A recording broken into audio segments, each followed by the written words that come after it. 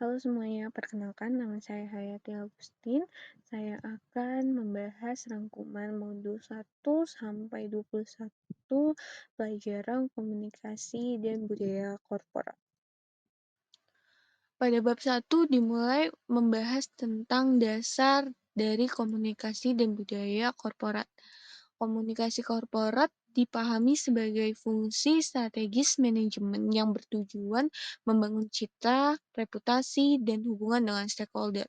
Sementara itu, budaya korporat merupakan sistem nilai, norma, dan praktek yang membentuk perilaku anggota organisasi. Keduanya saling berkaitan dan menjadi fondasi efektif serta keberlanjutan organisasi.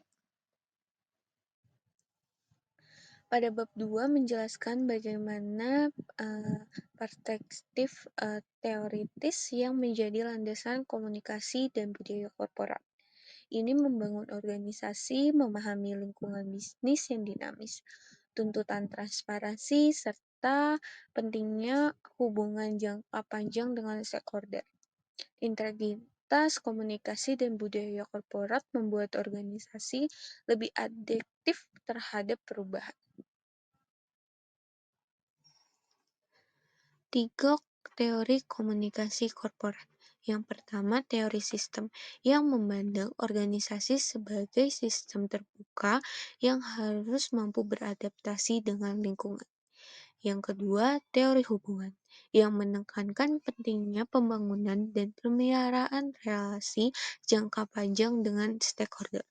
Yang ketiga, manajemen reputasi yang fokus pada kepercayaan publik dan legitimasi sosial.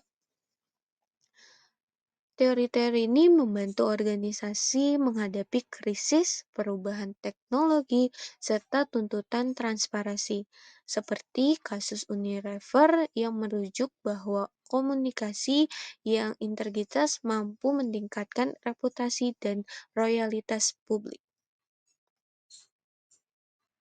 Bab 4 mengulas teori-teori budaya korporat. Teori-teori ini menjelaskan bagaimana budaya terbentuk, dipertahankan, dan mempengaruhi kinerja serta identitas dalam organisasi.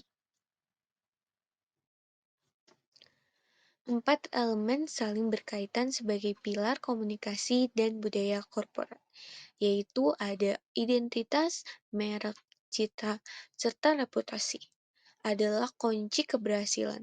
Penerapan strategi meningkatkan kepercayaan, loyalitas, dan keunggulan. Di bab 6 membahas pentingnya perencanaan strategis dalam komunikasi dan budaya korporat.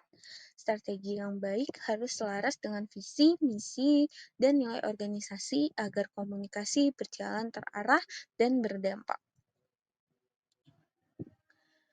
Pada bab 7 membahas tentang peran penelitian dalam komunikasi korporat melalui metode dan pengukuran efektivitas komunikasi.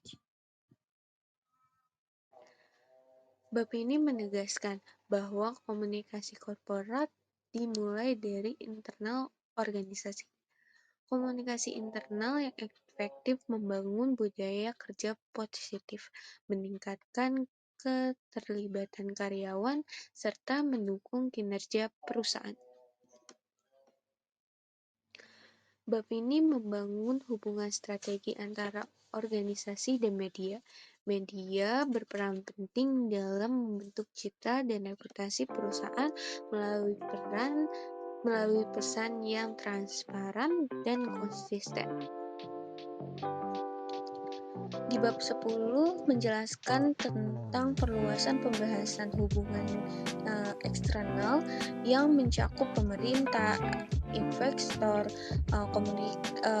komunitas, dan publik yang luas. Tujuan utamanya adalah membangun legitimasi, kepercayaan, dan reputasi organisasi. Sedangkan pada bab 11 menjelaskan bahwa konflik merupakan hal yang wajar dalam organisasi. Dengan komunikasi yang terbuka dan empatik, konflik dapat diolah menjadi sarana perbaikan hubungan dan inovasi. Bab 12 menekankan pentingnya komunikasi dalam situasi kritis. Komunikasi yang cepat, transparan, dan bertanggung jawab sangat menentukan keberhasilan pemulihan reputasi perusahaan. Di bab 13 menjelaskan CSR sebagai strategi komunikasi dan reputasi jangka panjang. CSR tidak hanya berorientasi pada sosial, tetapi juga menciptakan nilai bisnis yang berkelanjutan. Bab ini membahas tentang budaya sebagai sistem makna bersama yang mengandung perilaku organisasi. Budaya yang kuat dan selaras dengan strategi yang akan meningkatkan kinerja dan kompeten karyawan. Bab ini mengulas tentang budaya di era VUCA dan digital. Organisasi dituntut memiliki budaya yang adiktif, inovatif, dan terbuka terhadap perubahan. Bab ini menekankan peranan penting dalam pembangunan komunikasi yang etis, inspiratif, dan empatik. Kepemimpinan yang efektif menjadi penggerak budaya dan kinerja organisasi. Bab ini membahas peran strategi media sosial dalam komunikasi korporat. Media sosial mengubah komunikasi korporat menjadi dua arah dan memperkuat keterlibatan stakeholder. Di bab 19 menjelaskan proses transformasi budaya melalui dialogis, perumusan budaya baru, implementasi, dan evaluasi keberlanjutan di era digital. Bab 20 menekankan pentingnya evaluasi sebagai kompas strategi komunikasi. Studi kasus global menunjukkan bahwa adaptasi, transparansi, dan budaya yang kuat menjadi kunci keberhasilan organisasi. Bab terakhir merangkum peran komunikasi dan budaya korporat di masa depan. Mahasiswa dibekali kerangka berpikir strategi yang kritis untuk menjadi praktisi komunikasi korporat yang adaptif, etis, dan kompeten.